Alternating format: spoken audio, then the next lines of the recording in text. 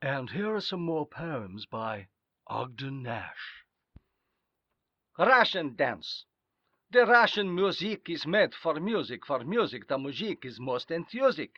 Whenever an instrument twangs or toots, he tucks his trousers into his boots. He squats on his heels, but his knees don't crack, and he kicks like a frenzied jumping jack.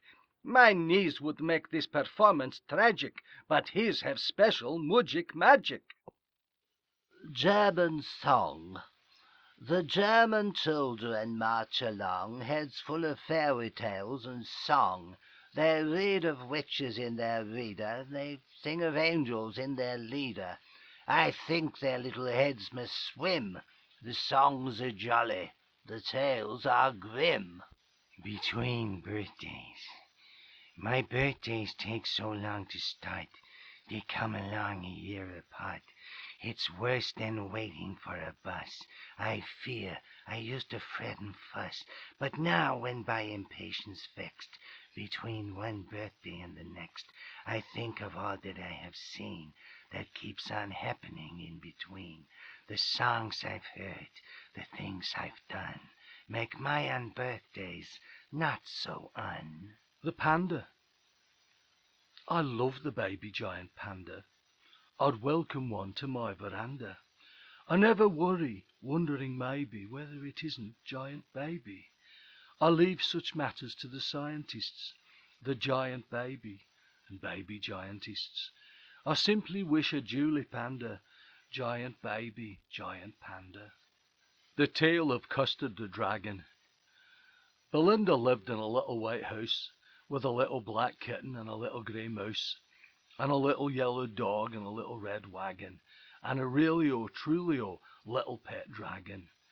Now the name of the little black kitten was Ink, and the little grey mouse she called him Blink, and the little yellow dog was sharp as mustard, but the dragon was a coward, and she called him Custard. The Wendigo, I saw it just a friend ago. Last night it lurked in Canada, tonight on your veranda. As you are lolling hammock-wise, it contemplates you stomach-wise. You loll, it contemplates, it lollops. The rest is merely gulps and gollops. Winter morning.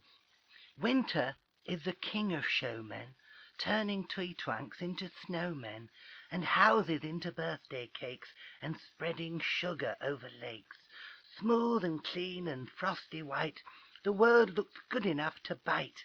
That's the season to be young, catching snowflakes on your tongue. Snow is snowy when it's snowing. I'm sorry it's slushy when it's going. Whenever you meet a bugaboo, remember what Isabel used to do. Don't scream when the bugaboo says boo.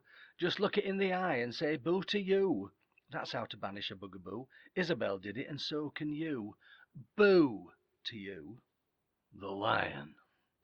Oh, weep for Mr. and Mrs. Bryan. He was eaten by a lion, following which the lion's lioness up and swallowed Brian's Brianess. The ant. The ant has made himself illustrious through constant industry, industrious. So what? Would you be calm and placid if you were full of formic acid? The turkey. There is nothing more perky than a masculine turkey. When he struts with no ifs or buts. When his face is apoplectic, his harem grows hectic, and when he gobbles, their universe wobbles. And that is the end of poems by Ogden Nash. So thank you for listening, and goodbye.